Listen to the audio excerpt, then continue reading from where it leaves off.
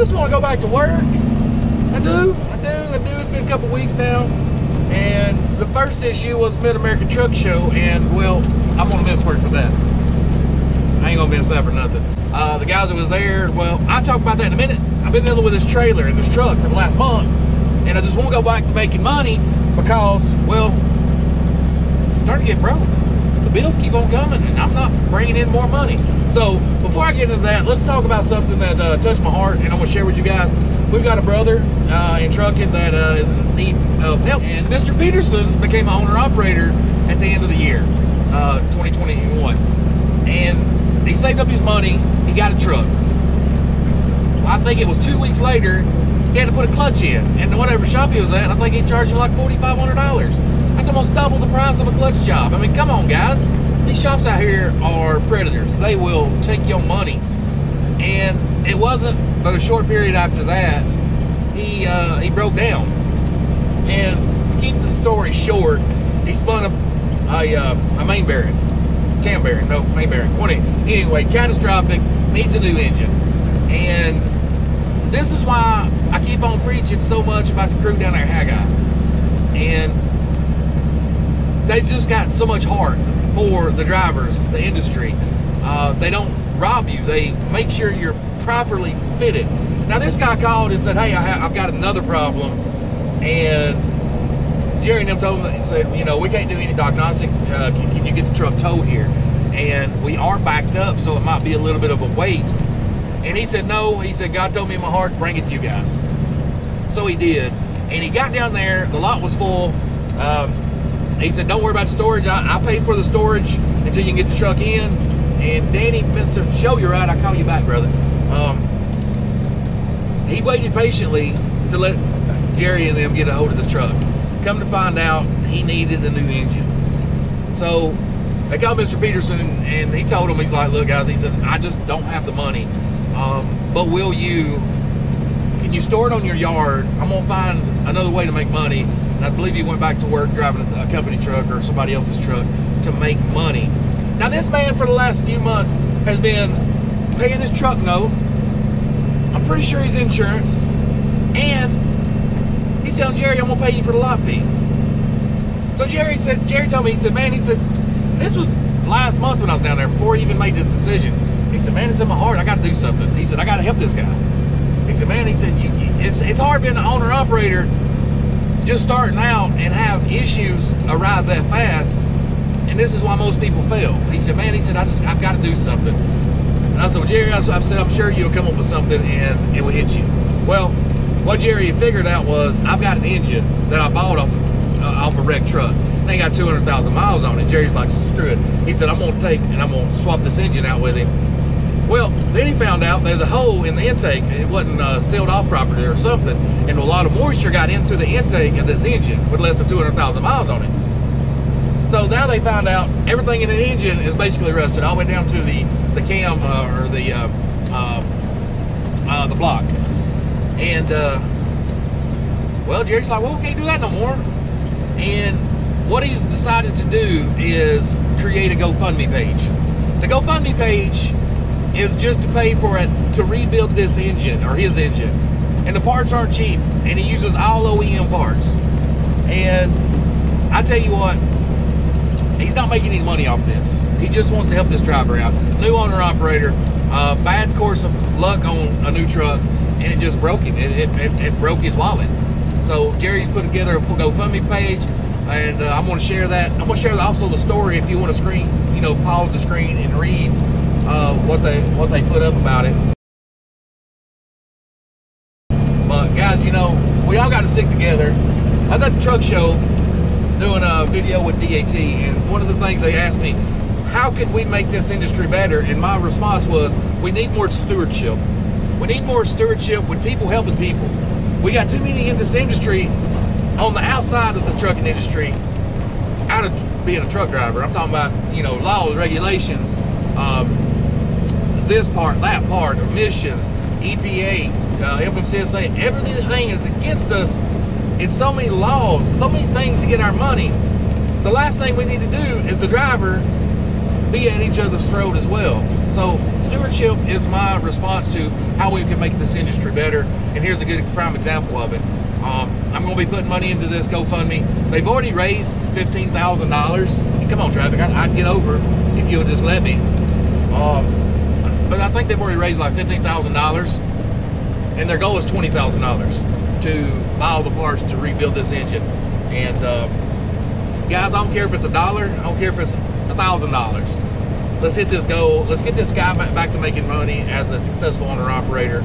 And yeah, that's my deal for the day. You know, that's why I preach so hard about how I got truck center down in Griffin, Georgia. Because you just can't beat those folks, man. I'll tell you what. When you go down there and spend time with them, they become family. And that's just all I got to say about it. Anybody that knows. And yeah, it is what it is. Proof's in the pudding. But anyways, guys, as I was saying earlier, I want to get back to work. I'm ready to make money. My bank account is going way down here, and my bills just keep on piling in. And, well, I don't like that. I don't like that. But what I did do is I did take some of you guys' advice. I put some bar leak inside my radiator, and within an hour of driving the truck around, sealed up. My temps look good. Everything's good. And I didn't get the bar leak with any additives in it, like metal or aluminum or anything. I just got regular old concentrated bar leak. Jerry advised, he's like, Sammy, I don't like that stuff. He said, I advise you to get on the outside of the radiator. He said, buy you some high temp JB weld and do that. Well, here's a problem.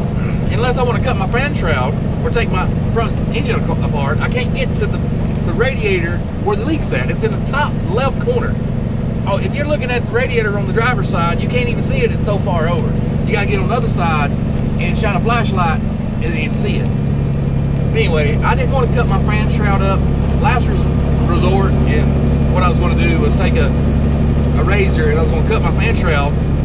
Ooh, excuse me. And then I'd just rivet it back together.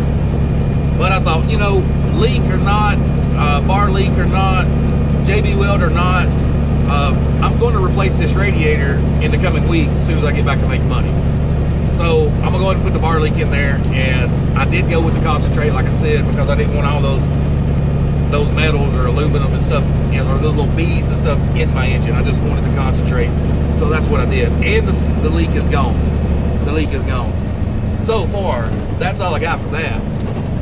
But next is mats. Guys, if you was at mats, you know it was a damn good time. Damn good time.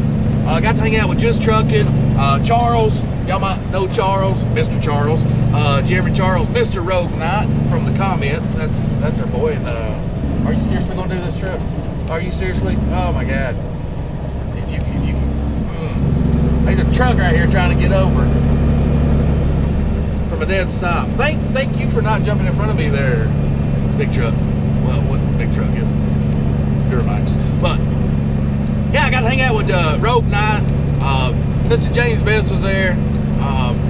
Spectre showed up, and dude, it's a good time, man. It's a good time. It is just a good time with friends. We went out karaoke in one night, or I think 2 nights. I went one night. Me and the missus, we didn't want to go the second night. We was ready for bed. Man, it's a good time. I'll share some of the pictures and videos with you there. We're about to shotgun it. Shotgun. 3. Because we got a man down, right? A man down. He ran over the cooler. Dry tire. Ran over. Dry tire culprit. Hey! That's 2022. That's how he started. Truly. 2022, truly true. lemonade style. Woo!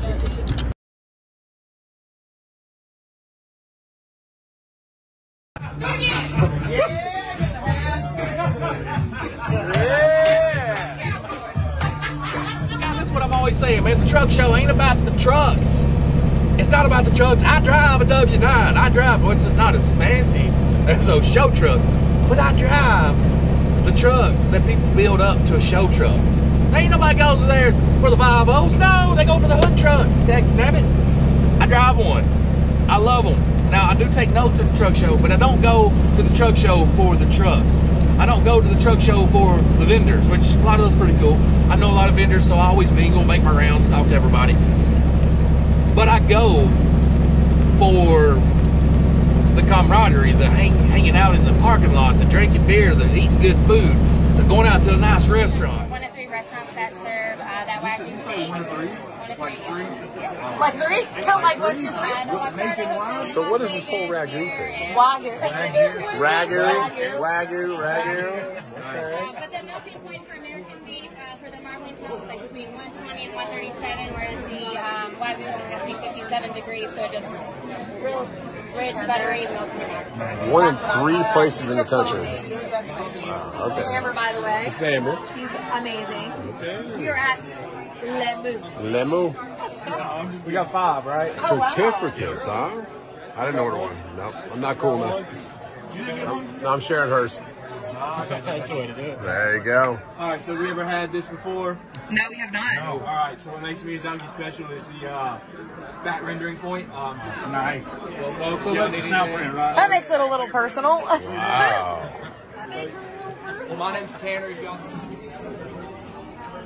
Excuse me, sir. It smells so good. I know.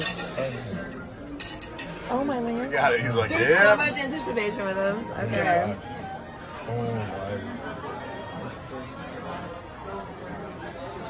Wow. Babe. What do you think? Wow. Babe. Sammy's like, I'm preparing myself. prepare myself. Preparing myself. So is good old Jeremy. You take a filet and you times it by 5. That's what you get with this steak, guys. Take a filet and times it by 5. Wow, that's pretty good. Really good. Lemu. Did you get a water? I did. They said his name was Bruno. Thanks, Bruno. It's a good time. No? Great place, guys. Lemu, if you ever come to Louisville, man. Yeah, we're coming again tomorrow night. We're bringing Miss Make Sense. We still got a porterhouse. There you go. Hey. Thank you. That was amazing, though. Thank you, Bo. Oh, man. To go out and have a $250 steak. Yes, I said it. Have you guys ever heard, or do you know, the #1 rated steak choice in the world? Hands down, the best. It is Japanese Wagyu. They live a pampered life. I don't know. But all I do know is I'm a lover of steak. I love good steak. And I knew in my life I wanted to have a Wagyu filet. And that time had came and passed. Guys, this steak, let me tell you right now, I've only had one steak in my life where I did not want to put A1 on it in fear of ruining the steak. And I know what a lot of you people say, you put steak A1 on a steak, it's not a real steak. I mean, whatever you say, I don't care.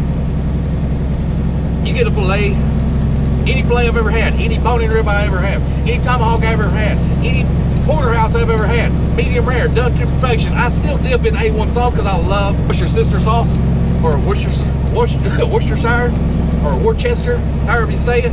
I like Worcestershire sauce. I love that in A1. And I think, to me, it makes the steak even that much better. So, with that being said, before you A1 Nazis get out there on me, I just love A1 on my steak. But, this steak right here, dude, I was like, I told my buddy Bo, I was like, I'm not even going to, I don't even want to use A1. It's the only steak in my life I've never want to put A1 on because I don't want to ruin the flavor of the steak. He kind of chuckled and laughed. He's like, dude, look. I was like, what? He's not even eating the sides. He said, I ain't even touched my sides because I don't want to mess up my palate. Now that right there's a good steak. And in 2019, maybe 20, one of the Food Networks, it was in the top 25 steakhouses in the nation. Now, it is also one of 3 steakhouses in the nation that serve authentic Japanese Wagyu beef. Now, this steak will cost you $250, but it was well worth it. Oh my God, it's well worth it. I think there's a restaurant in New York, so it's not very truck friendly. There's one, I think, in Vegas, which also I would say truck friendly. But if you go to Louisville and park and Uber over, go check out Lemu. L-E-M-O-O. and go ahead and splurge on that $250 steak. And I tell you what, you will not have buyer's remorse. I can't talk enough about that steak. I want to go back and get another one. Anyway, that was amazing. And this is what they gave us. They gave me a certificate of authenticity for the freaking steak. But yeah, guys, that's about what I've been up to. And yeah, I just want to get back to work. Truck's running fine. The trailer, I'm going to go blow it out because it looked like they put some dust in there or something to try to track down leaks. And it was dry as a bone and dusty as hell. So I'm going to go home. I'm going to blow out the trailer. I'm going to get this old girl ready to go haul freight. So, guys, if you're hanging in there, you're awesome, you rock. And I will be back making videos as soon as I get this old girl rolling. So, remember, guys, it's not about how far you go in life. That matters is how far you go in life, adding quality and values to others. Until that next video, guys, see you, bye.